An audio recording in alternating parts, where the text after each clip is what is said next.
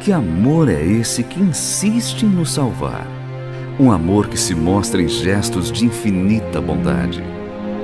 Cristo não consegue deixar alguém para trás. Ele sonda o nosso coração e nos chama pelo nosso nome. Até o último minuto, Ele espera por cada um de nós e nos convida para um novo lar. Experimente compaixão.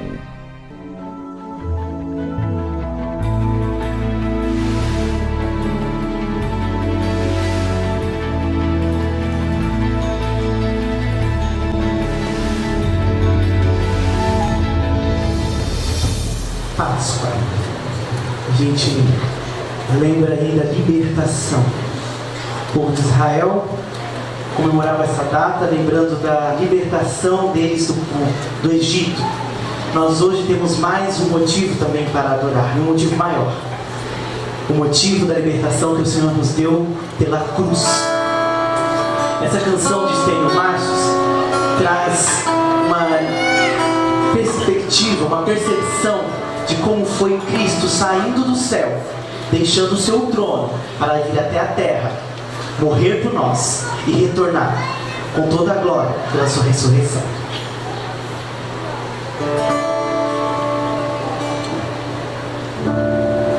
Até os serafins com 3 pares de asas sentiram tremor naquele momento,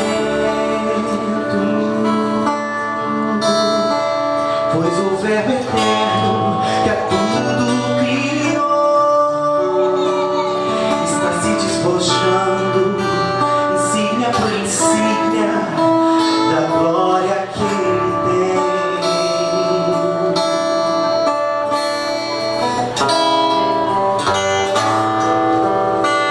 Então se fez um mar de asas estendidas, um grande silêncio, um trono deixado.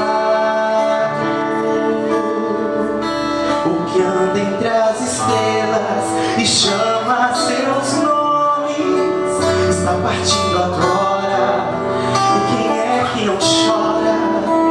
Partiu, foi por amor.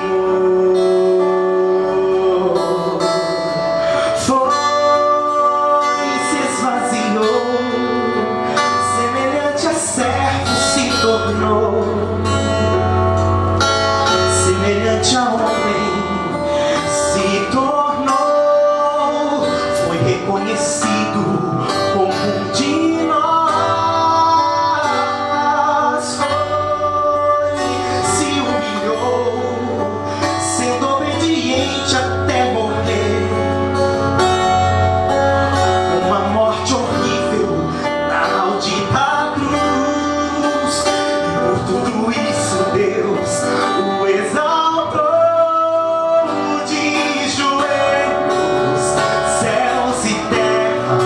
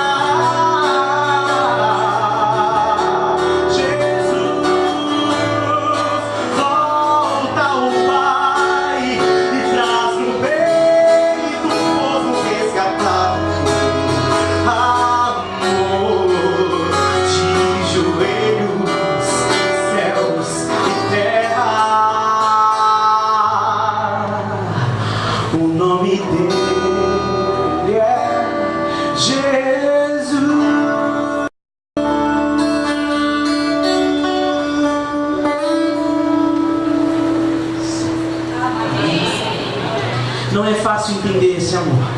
Eu digo que é quase impossível.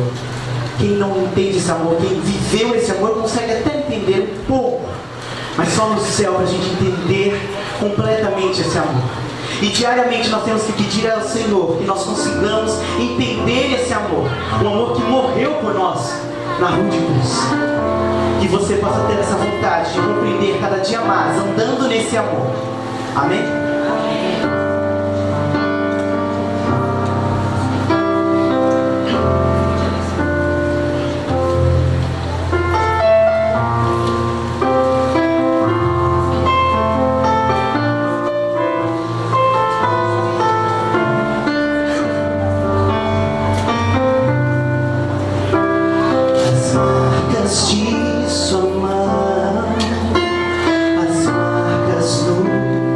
Frio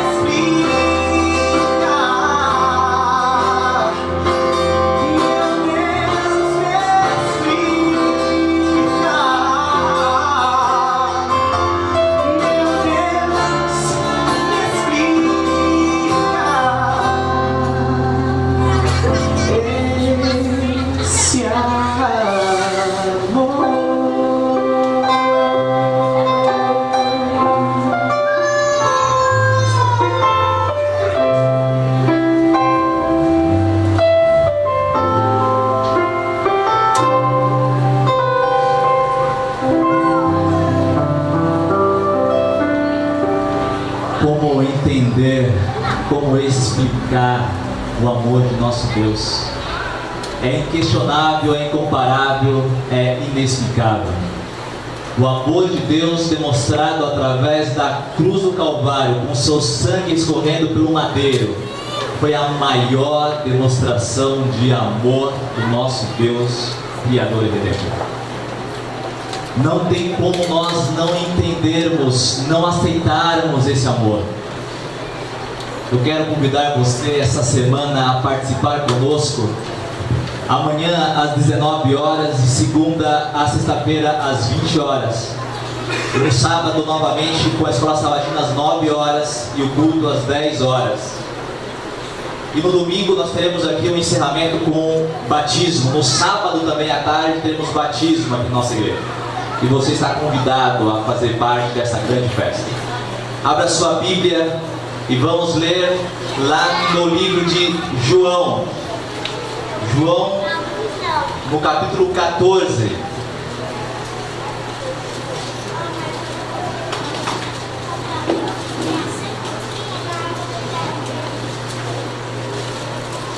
João,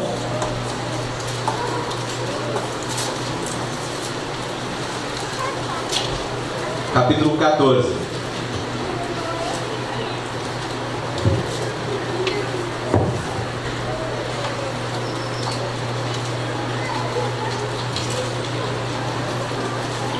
Quem com uma voz bem audível, lê para nós o verso 1 ao verso 14.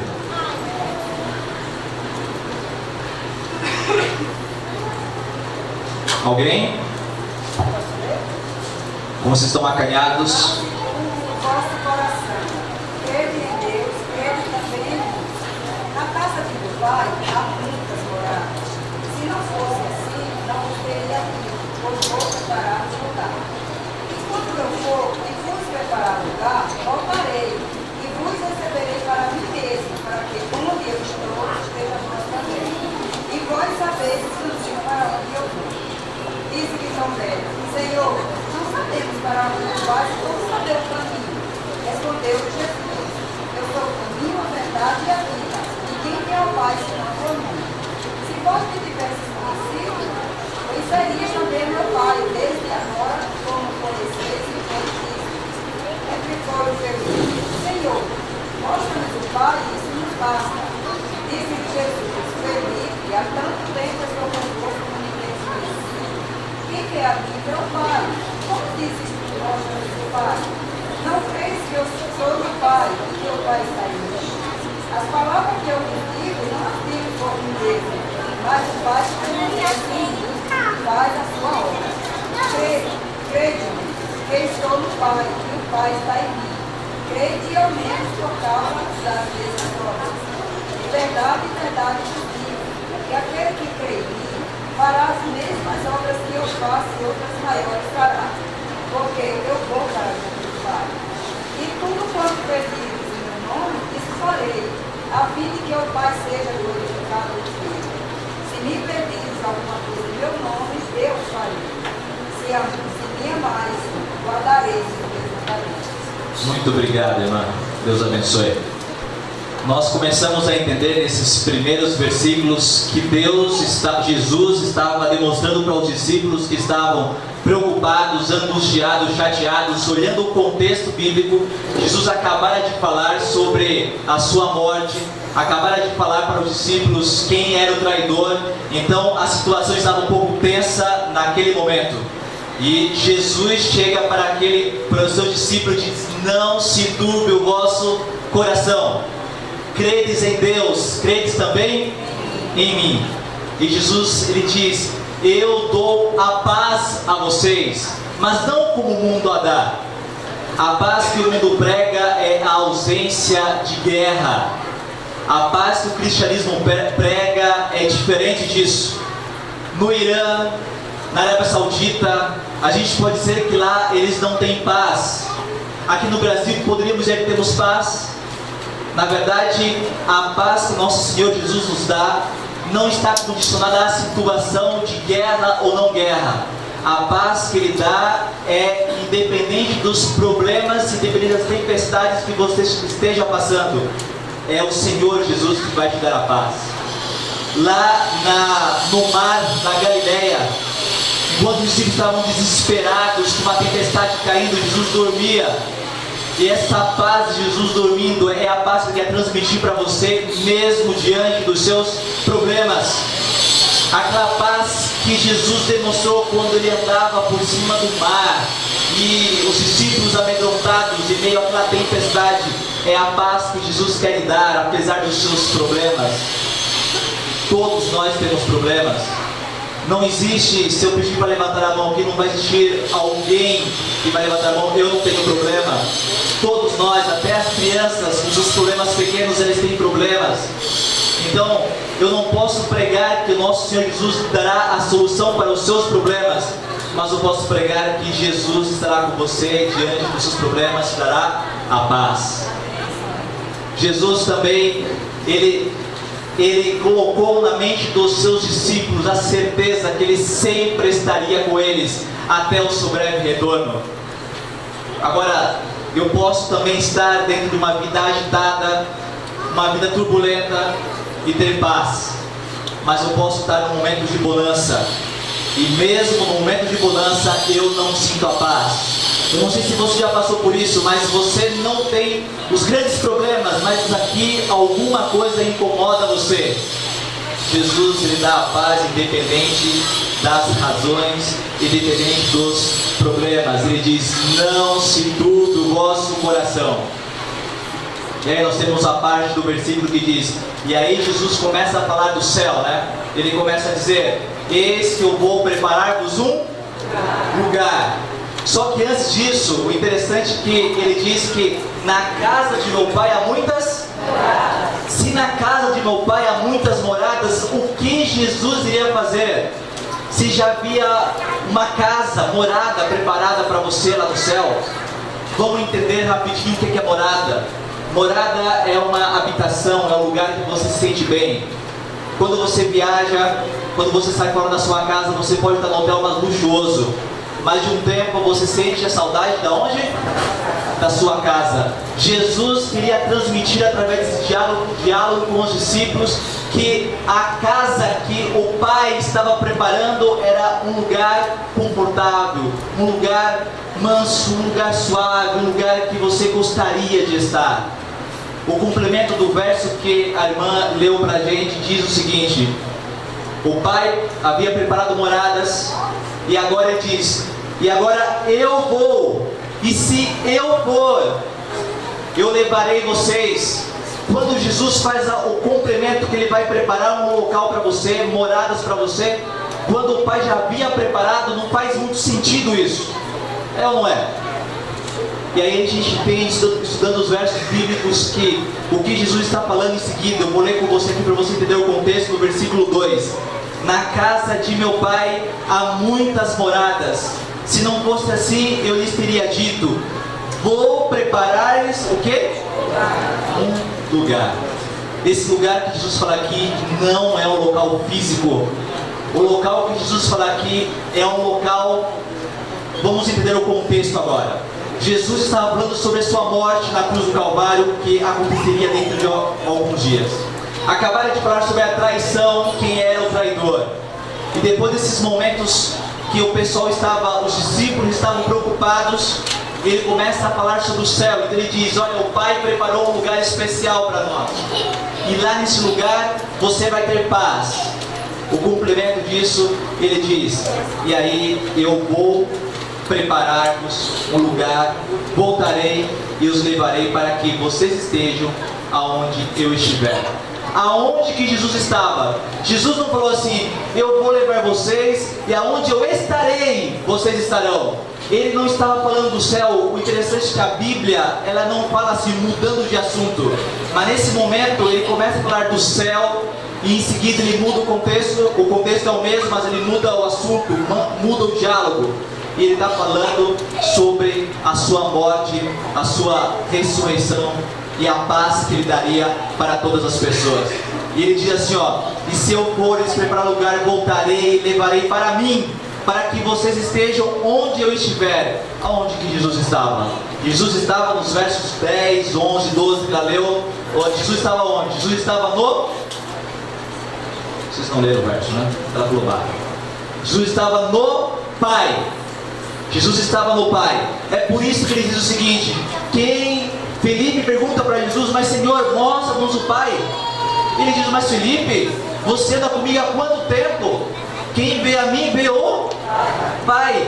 Quem está comigo faz as mesmas obras que o Pai faz.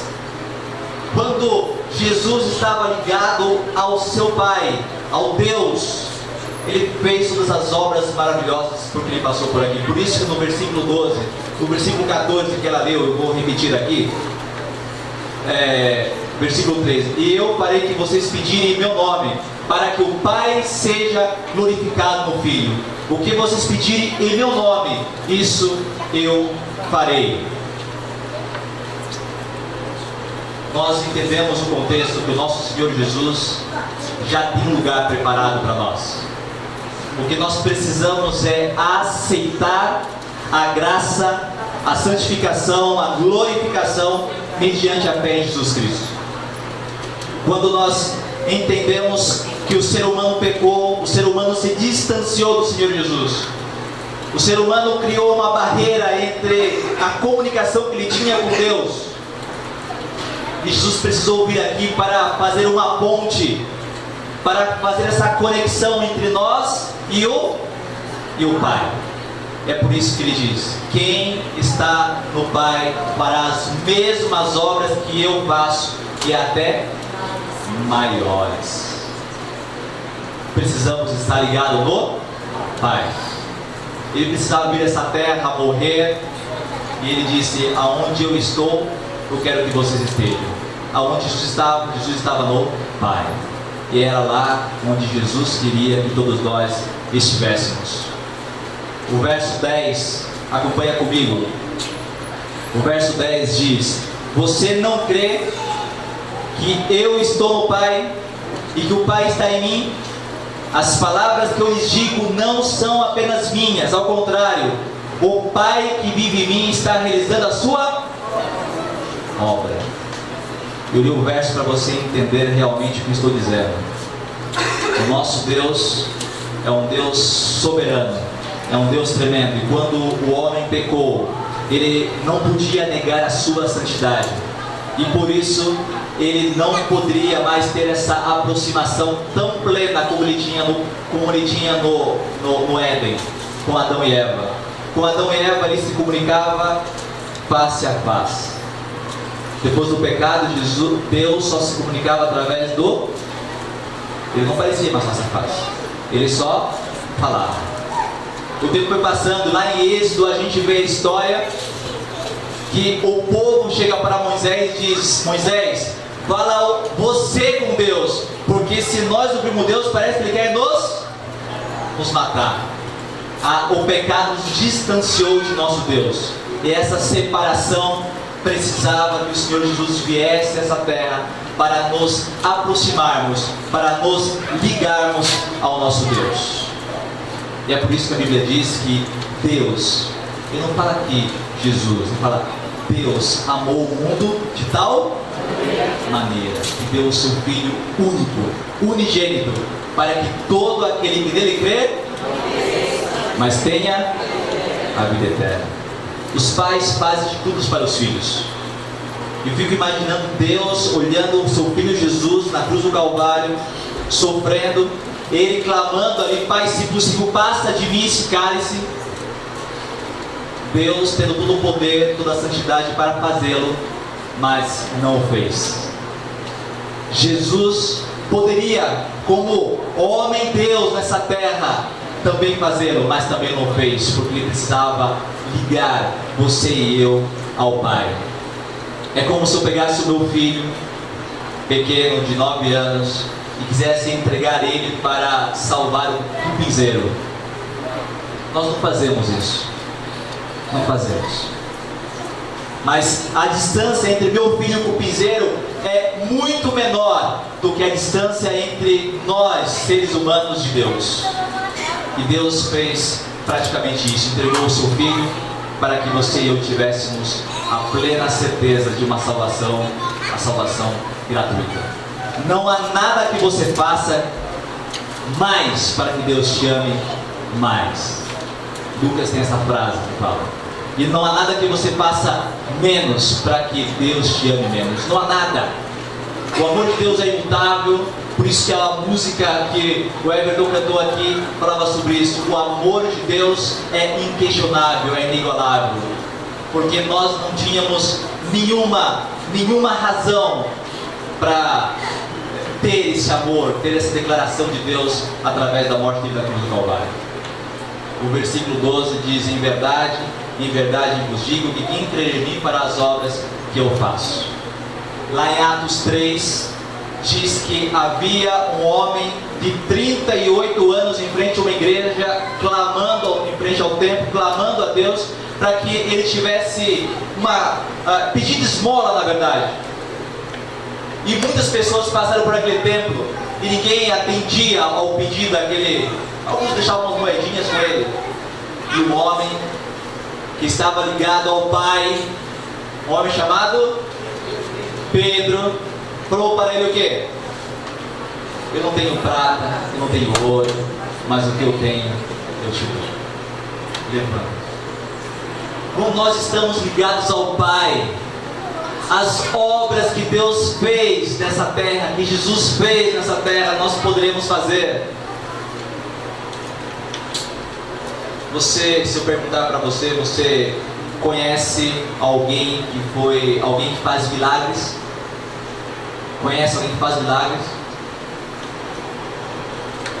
O nosso Deus continua a fazer milagres desde daquela época até hoje. O nosso Deus é o Deus do impossível, que abriu o mar vermelho para o povo de Israel passar. O nosso Deus é o Deus do impossível, que andou sobre o mar. O nosso Deus é o Deus do impossível, que colocou como se fosse uma tocha, um fogo, para esquentar aquele povo de Israel no meio do deserto, um calor escaldante dia, ele colocava uma nuvem e uma claridade para esquentar e para iluminar aquele povo durante a noite. Esse é o Deus a quem eu e você servimos. Só que para o Pai fazer morada em mim, assim como Ele estava em Jesus, nós precisamos fazer com que o eu morra. O cristianismo é a religião mais radical desse planeta, porque nós não pregamos meditação, nós pregamos a morte. Você precisa morrer, e Deus precisa nascer em você, na sua vida. E aí a colcha de retalho que nós somos, porque a nossa identidade é pautada por várias situações, que a gente começa desde pequeno.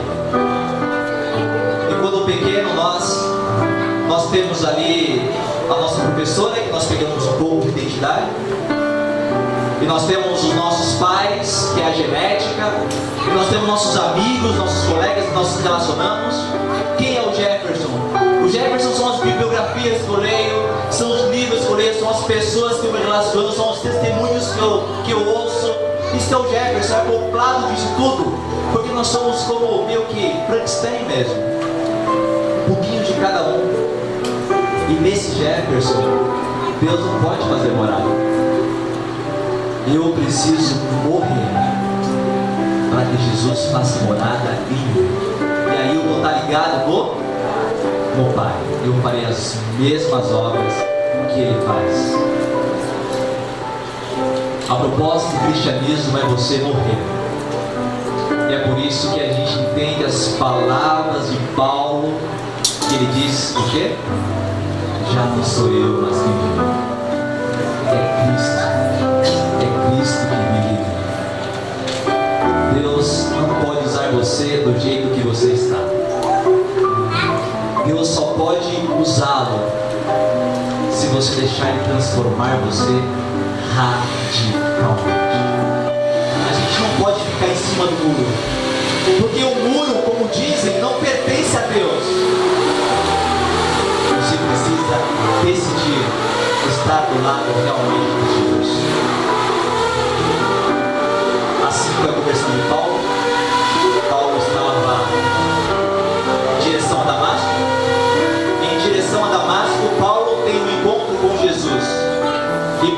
caiu. Caiu da onde?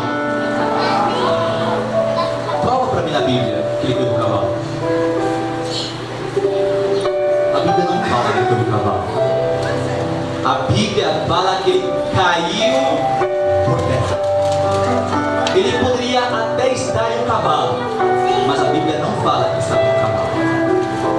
Mas a gente, como igreja, às vezes a gente coloca umas coisinhas lá. Quando ele teve um encontro com Jesus, lá na frente ele disse: já não sou eu mais quem vive, mas é Cristo que vive. O nosso Deus que transformou a vida de Paulo, Saulo que se tornou Paulo, o nosso Deus transformou a vida de Pedro, aquele homem turrão, aquele homem que não tinha muito papa na língua, como a gente fala, se transformou um homem poderosamente usado por Deus, pode fazer o mesmo por você. Sabe,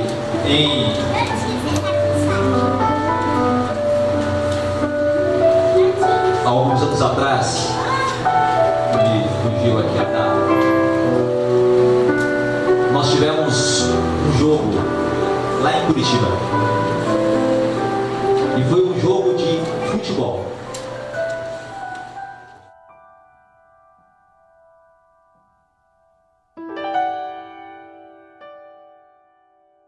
Tudo aconteceu no dia 6 de dezembro de 2009, naquela confusão que teve lá no campo do Coxa, né? Que o Coxa foi rebaixado para o Fluminense.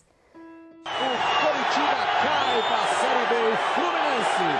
O improvável Fluminense escapa numa missão para lá do impossível. Vamos ao gramado com Carlos Ferreira, com Nada na lado. E olha só, torcedores invadiram o campo, hein? Torcedores invadiram o campo para agredir o Boab. Muita gente invadindo o gramado. A polícia tenta agir rapidamente. O Anderson, de manhã eu saí, fui receber o ranking dos desbravadores e o Anderson iria fazer a prova do Enem.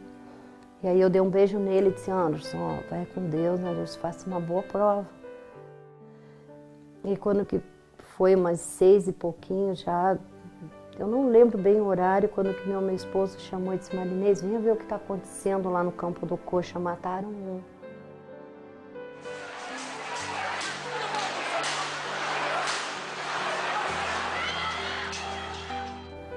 Ele falou assim: não, é que o André ligou aqui dizendo que o Anderson levou um tiro na cabeça.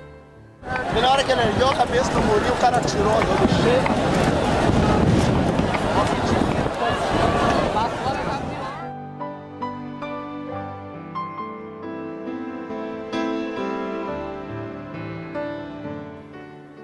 Foi momentos muito difíceis. Eu sei que lá no hospital eles fizeram de tudo para salvar o Anderson. Os médicos, eles quando nos chamaram, falaram assim: olha, mãe, a gente vai fazer de tudo, mas o Anderson tem 99% de chance de falecimento.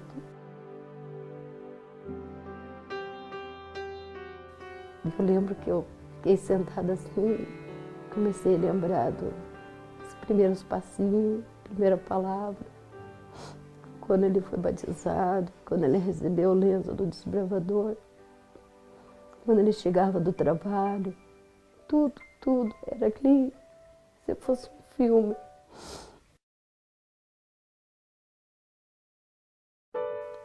E essa é a história do Anderson.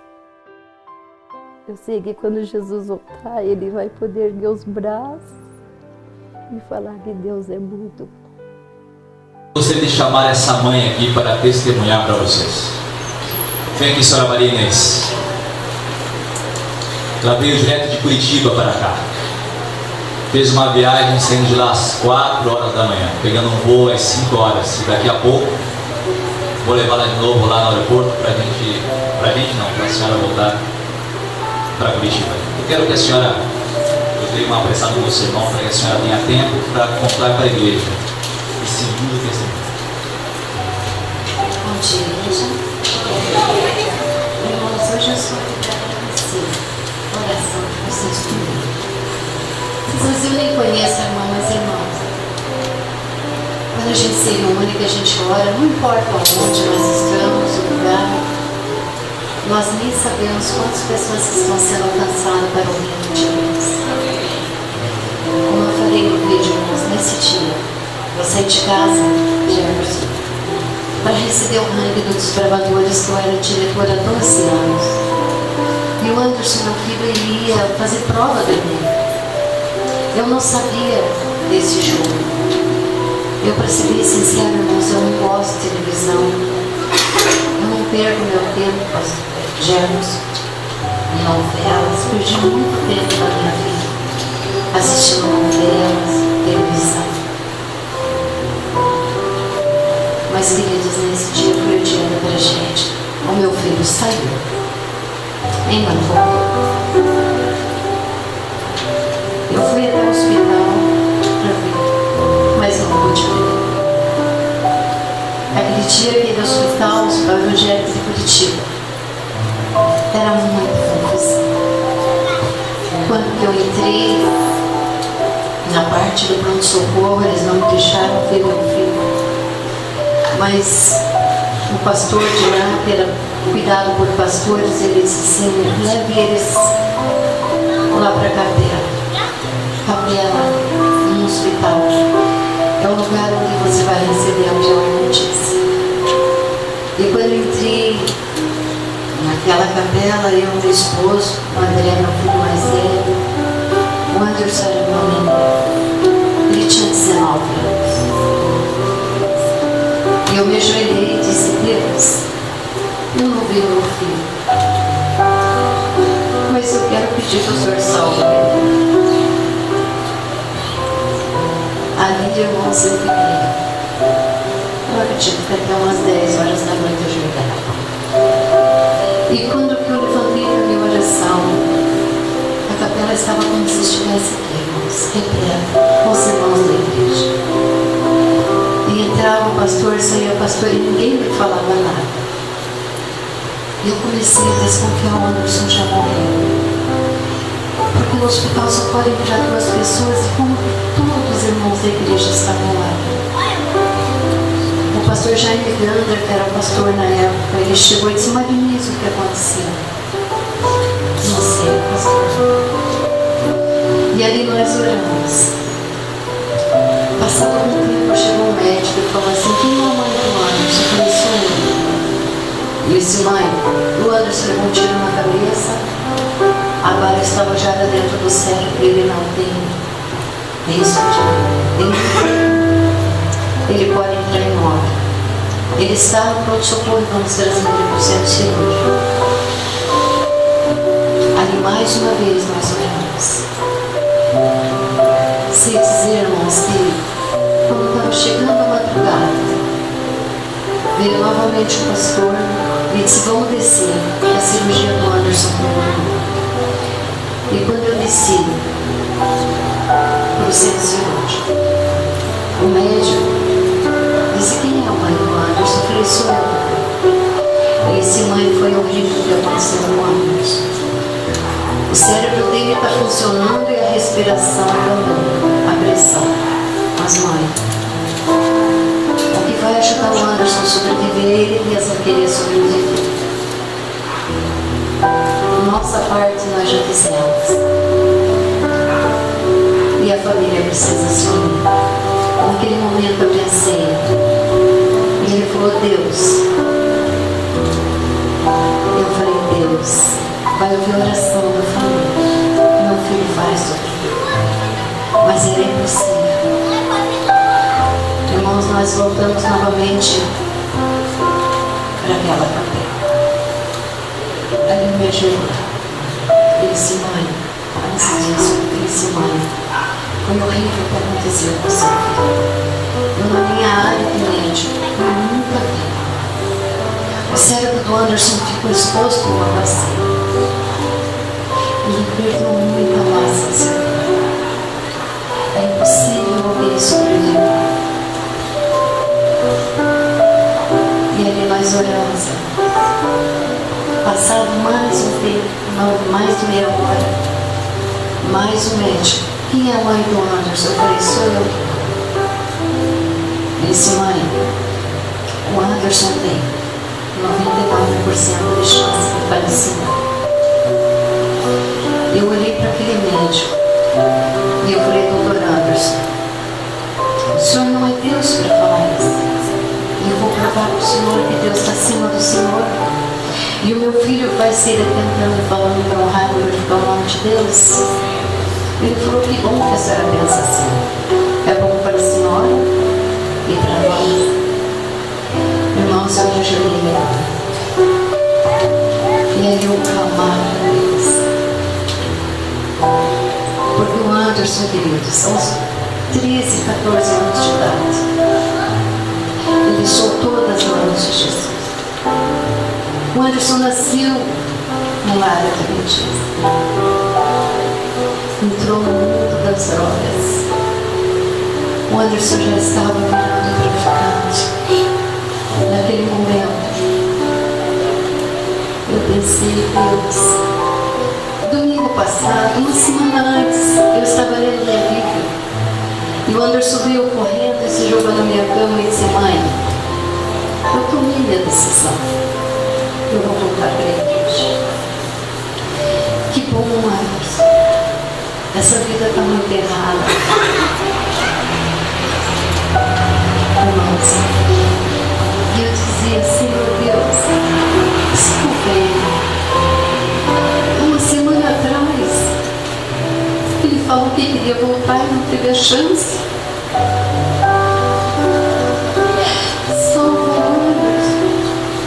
Sabe, irmão, eu pensava, quando o Anderson nasceu, os primeiros passinhos, as primeiras palavras,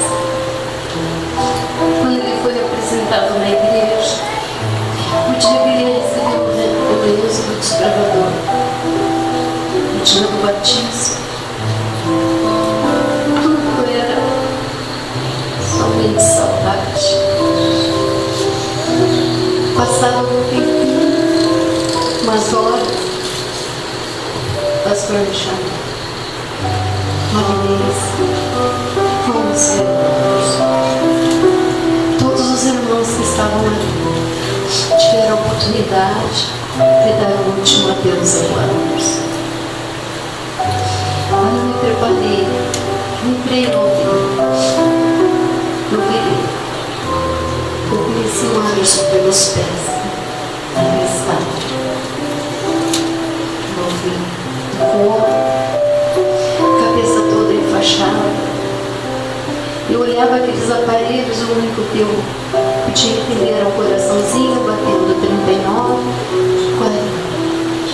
Um coração que batia 100, 104. Um garoto que todo dia, quando ele vinha do trabalho, que ele era cozinheiro, ele fazia faculdade, ele chegava em casa e dizia para mim, às vezes ele ficava 2 dias no trabalho. Ele dizia, bom dia, flor de dia. Não podia mais falar comigo. Eu só cheguei perto do Anderson e disse assim, filho, Deus ama você. Anderson, acredito em Deus, que Deus te ama. A mãe vai sair, a mãe já volta. Eu não fiquei nem 3 minutos dentro daquele centro cirúrgico. Eu saí. Saímos aqui do hospital, já eram mais 5 e meia da manhã. Eu fui para casa. Para mim, como diz a minha mãe, nada prestava. Eu só pedi a Deus, salve Deus. Quando foi no outro dia, nossa, eu já estava lá no hospital. Eu podia entrar na parte da manhã e na parte da tarde. Quando eu cheguei lá, o pastor chamou todas as pessoas no meu lançamento. Já era outro pastor. E eu disse, pastor, o senhor não me chamou, eu fui de o Anderson. Ele disse, mãe, o caso do Anderson é muito grave. Ele voltou à ausência. Lá fui eu com 6 anos. Eu estava médico, sem médico, ninguém queria me falar. Aí tem um amigo meu lá, que foi desbravador. Eu falei, pelo amor de Deus, olha o Anderson. Ele voltou esse lado mês. O caso do Anderson era muito grave. Eu entrei nesse. Voltei para casa e lá o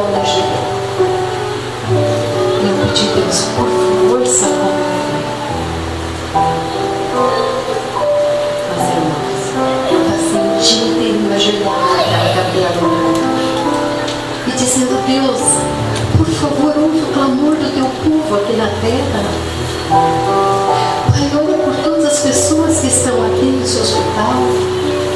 Olha, Pai, pelas pessoas que estão intercedendo por eles. Quando foi 5 horas da tarde, chegou um outro pastor. Ele falou assim: mãe, você precisa ir embora. Eu falei: não vou, pastor, enquanto eu não perder o filho. Ele disse: mãe, você ficou um dia inteiro dentro dessa capela. Você não comeu, você não tomou água e você não descansou. Mãe, você precisa descansar. E eu me agarrei naquele pastor já. Eu disse: pastor, eu não vou sair daqui enquanto eu não perder o filho. Ele falou: vamos fazer um acordo, eu vou deixar você ver o curso.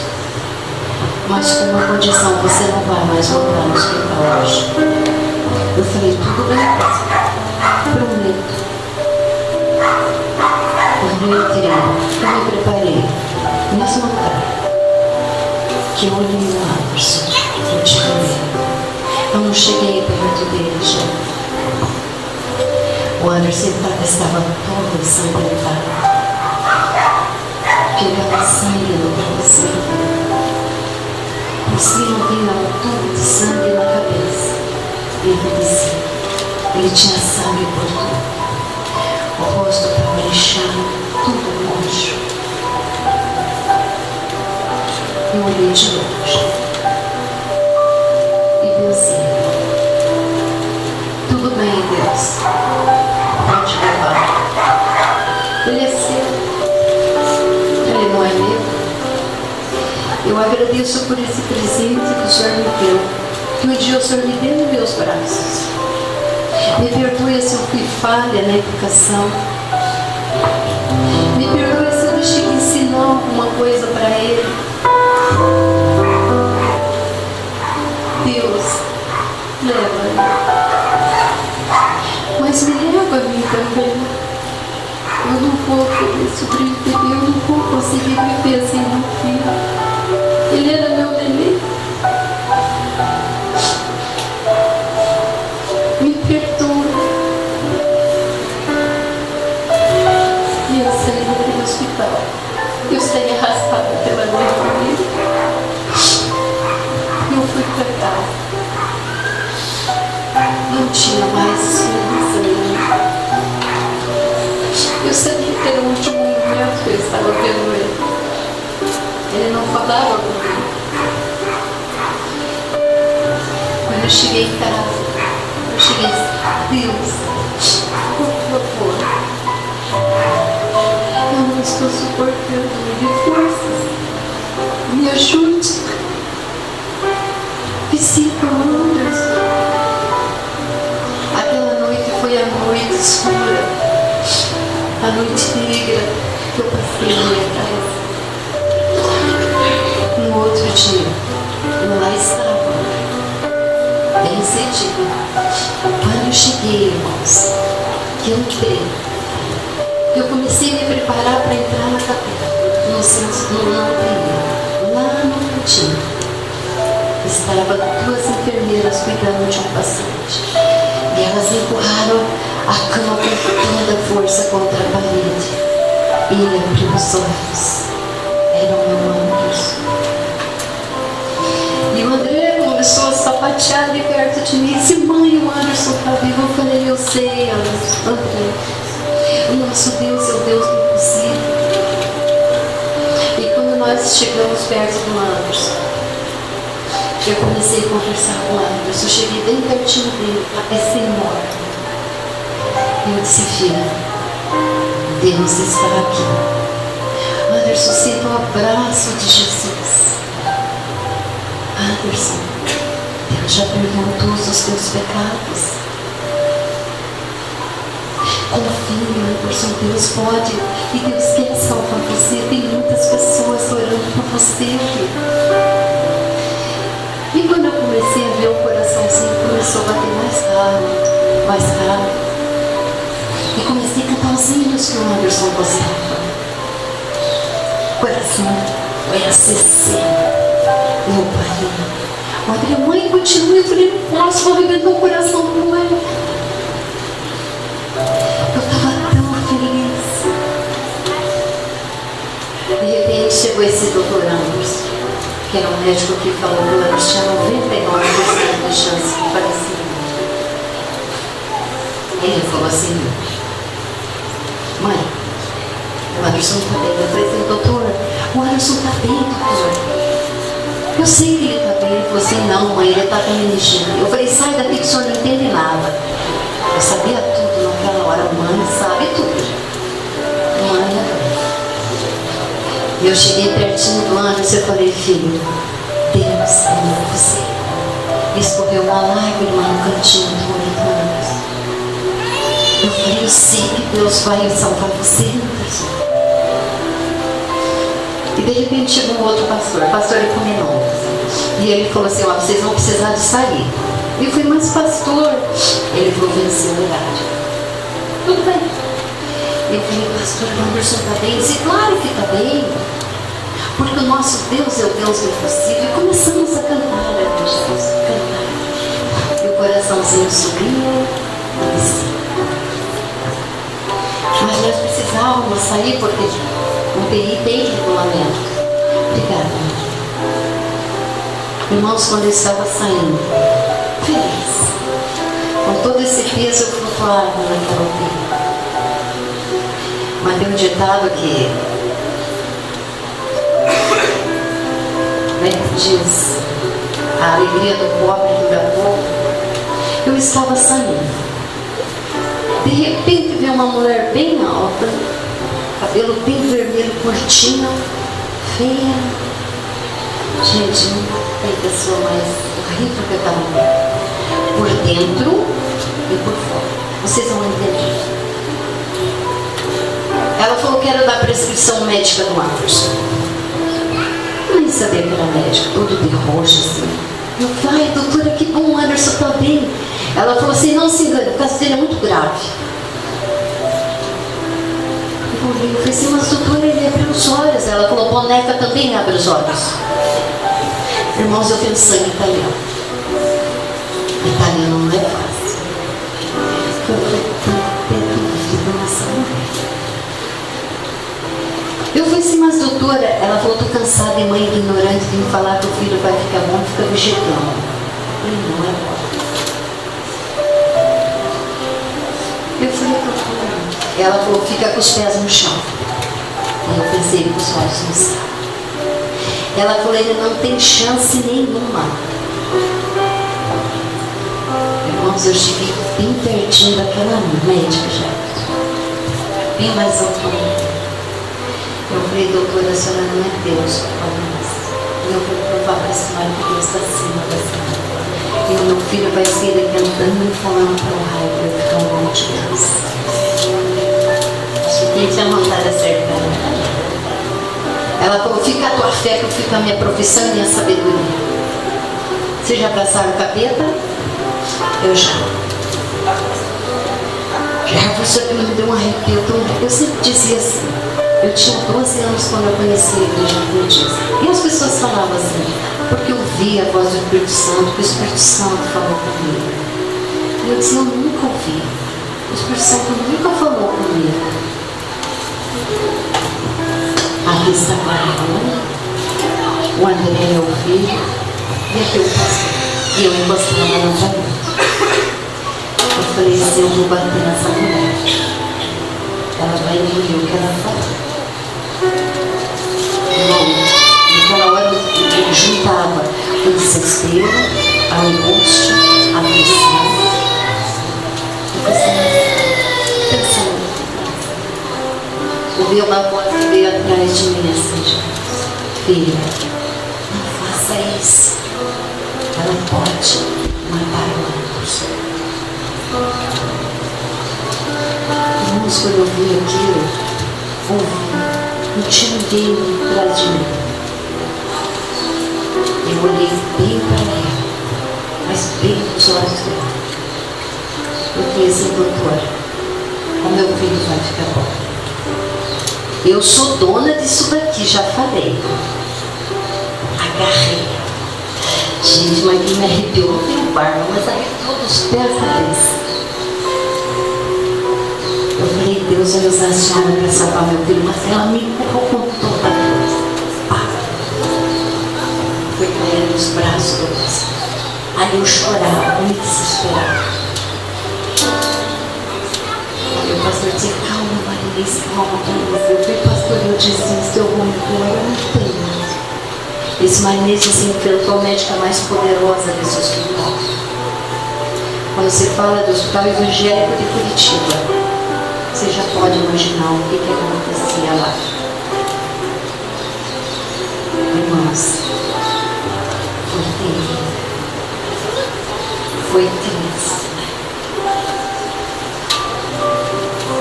Eu só abracei aquele pastor e disse, Jefferson, pai, eu não tenho mais força. O Senhor fez um milagre no passado. O Senhor ressuscitou Lázaro. Se o Senhor quiser, o Senhor pode fazer um milagre.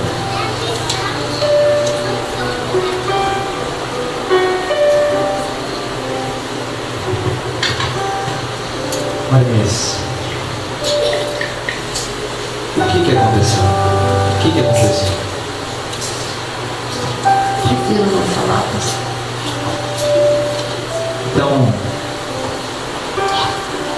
Então eu vou chamar o Anderson. Anderson, vem aqui.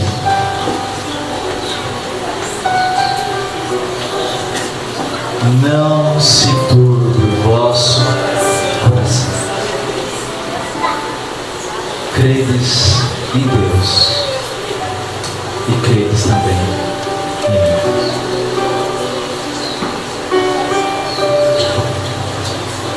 Anderson, conta para essa igreja que está eles brilhando da maravilhosa graça salvadora, redentora e transformadora, porque depois você se rebatizou também e Deus fez a sua vida. Primeiro, feliz sábado, irmãos. É alegria imensa, uma igreja lotada.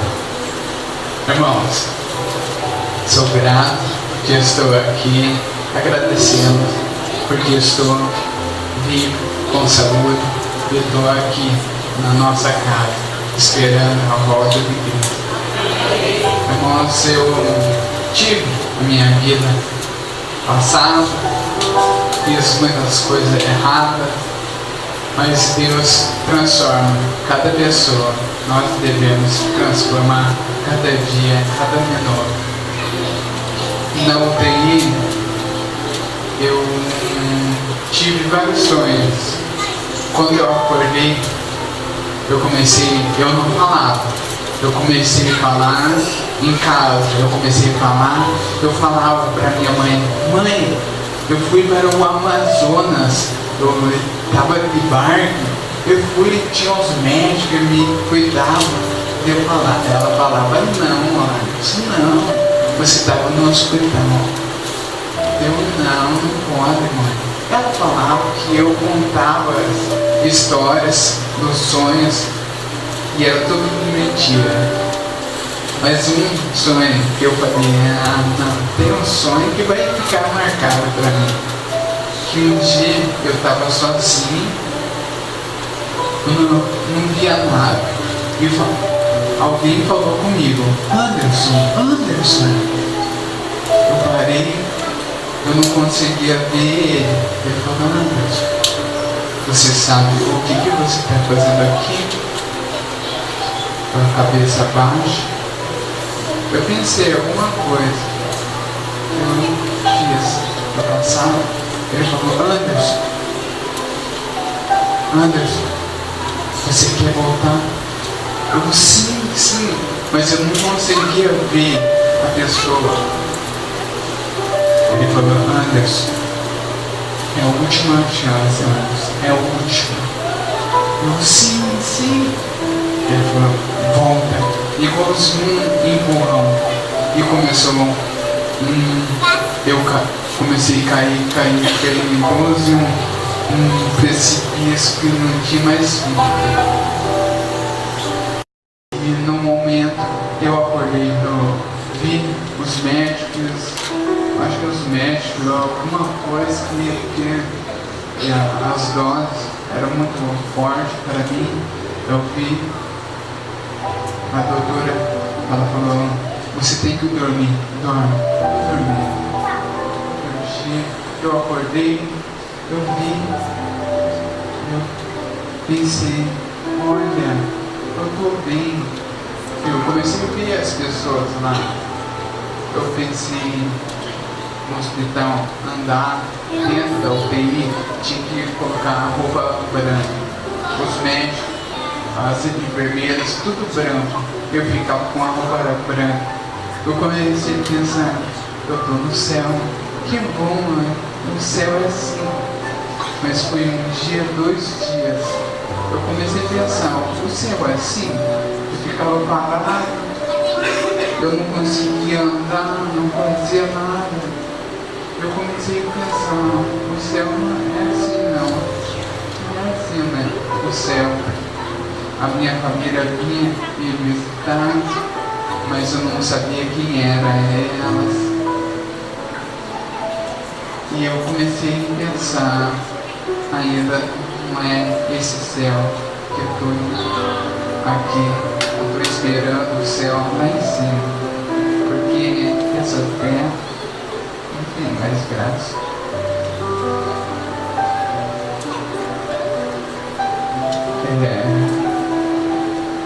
O mundo tá um caos.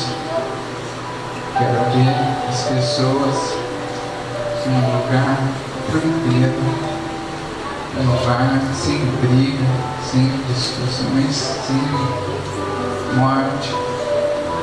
Eu quero ver Jesus, quero ver meus amigos que estão lá fora da igreja. Eu quero chamar para eles voltar. E vocês têm que fazer isso. Chama, porque é tempo muito perto. Ele está muito perto de voltar. Eu tenho que ver a minha hora, meu plano. Se eu tenho alguma coisa errada, Deus está aqui detrás.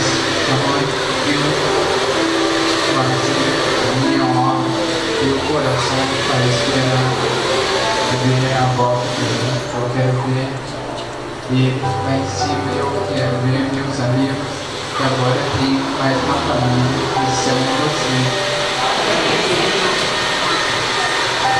Queridos, quando nos colocamos na mão de Deus, o nosso Deus fará as maravilhas na nossa vida. É por isso que ele declara: não perturbe o seu coração. Credes em Deus. Você sabe por que as pessoas não se convertem? As pessoas se convertem não é porque a metodologia está errada. As pessoas não se convertem porque você não se converteu. É porque a gente não se converteu. É porque você quer fazer uma coisa, mas você não tem a força para seguir os passos de Jesus. É por isso que ele diz: filho, por favor, preste os caminhos em minhas mãos, confia em mim. Querido, você não pode pregar de um Jesus que você não vive. É por isso que essa semana nós teremos aqui muitos testemunhos para provar para você de maneira categórica, de maneira na prática, que o nosso Deus está vivo e Ele faz as maravilhas das quais Ele, o Pai, achava que é melhor. João Batista não teve a mesma bênção. João Batista teve sua cabeça cortada, mas Jesus disse que não existiu nenhum homem nessa terra mais importante do que João Batista. Esta manhã o convite é para você fazer assim como o Anderson, fazer assim como a Marinês, colocar-se inteiramente nas mãos de Deus. A esperança ainda para um povo que se perde. A esperança ainda, as portas ainda estão abertas. O Everton vai cantar E enquanto ele canta, eu gostaria de, não só os que não são batizados, hoje o meu convite é para todos. Se você deseja abraçar Jesus quando Ele, com os braços abertos, se entregou na cruz do Calvário, eu quero que você se levante de onde você está e você demonstre isso para o mundo inteiro, para o universo ver a sua decisão.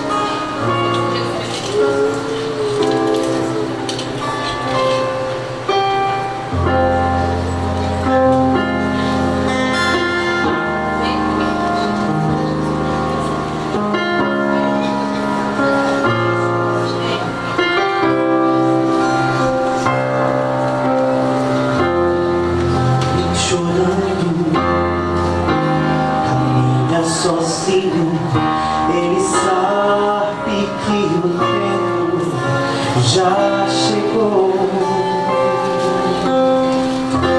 Carrega nos ombros a amarga tarefa de amar aqueles que não têm valor. Abre seus braços, você chora em angústia, pois não sabe se você vai aceitar o seu amor.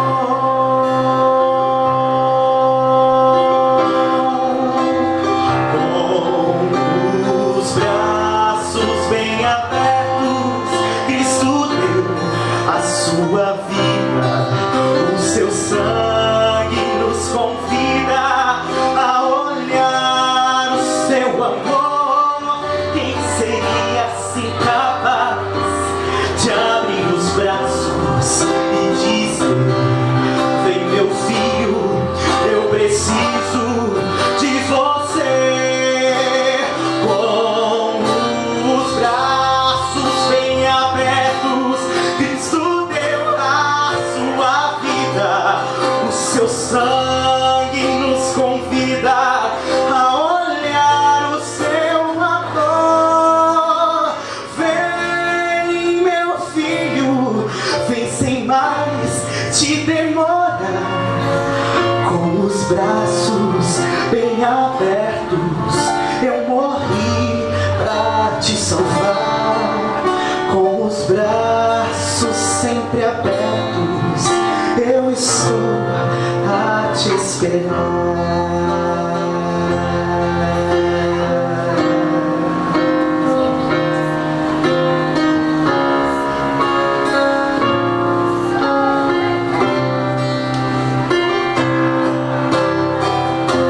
Talvez algum dia você compreenda toda a angústia que ele suportou por você. Jesus poderia usar os seus braços e deixar a humanidade perecer, mas seu amor foi maior que a sua razão. Pois reconhece que sem ele nossa vida é um mal sem solução. Com os braços bem abertos, Cristo deu a sua vida. O seu sangue nos convida a olhar o seu amor. Quem seria assim capaz de abrir os braços e dizer: vem meu filho, eu preciso de você. Com os braços bem abertos, Cristo deu a sua vida. O seu sangue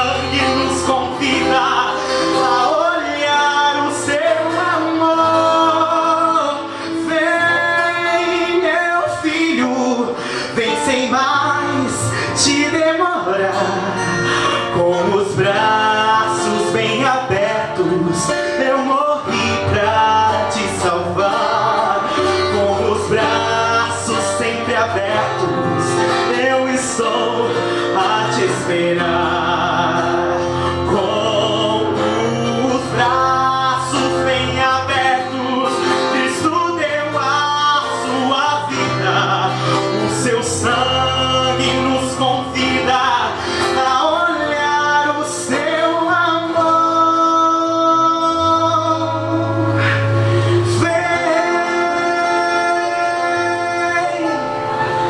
meu filho, vem sem mais te demorar. Com os braços bem abertos, eu morri só pra te salvar. Com os braços sempre abertos, eu estou a te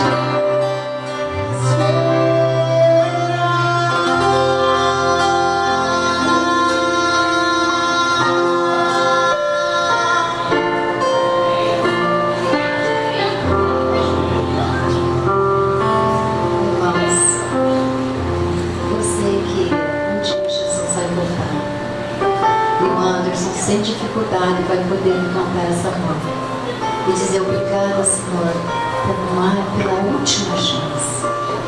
A mochila que andava com as Jefferson arrebatada, cheias de drogas, hoje está cheia de livros. O Anderson não tem vergonha de falar de Jesus às pessoas. Quem sabe hoje Deus está te dando a última chance. Aproveite, jovem. Não deixe de aproveitar o que Deus está dando a você. Senhor, nessa manhã de sábado, nós queremos entregar a nossa vida em tuas mãos. Queremos aceitar a sua promessa que não precisamos nos perturbar, não precisamos nos entristecer, não precisamos ficar preocupados, porque o Senhor é o nosso Criador, o nosso Redentor, e transforma e faz milagres em nossa vida, meu Deus.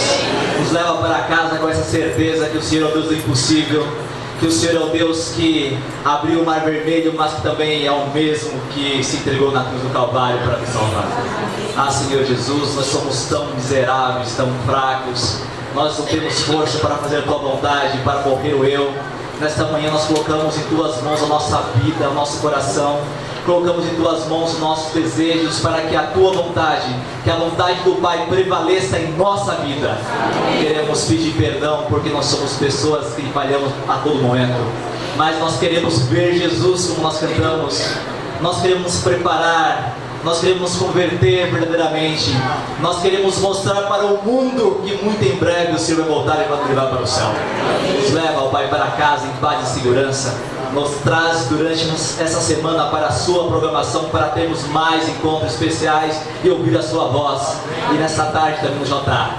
Que o Senhor leve também, ó Pai, o nosso amigo agora, o nosso novo amigo Anderson e a sua mãe Marinês, até de volta a Curitiba.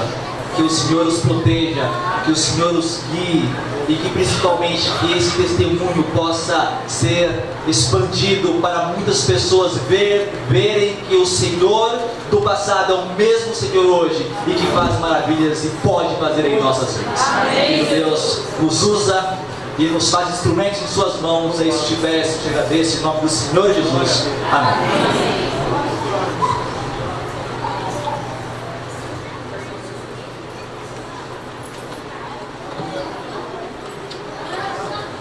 Eles vão descer comigo aqui para vocês cumprimentá-los, tá bom? Vou esperar lá embaixo.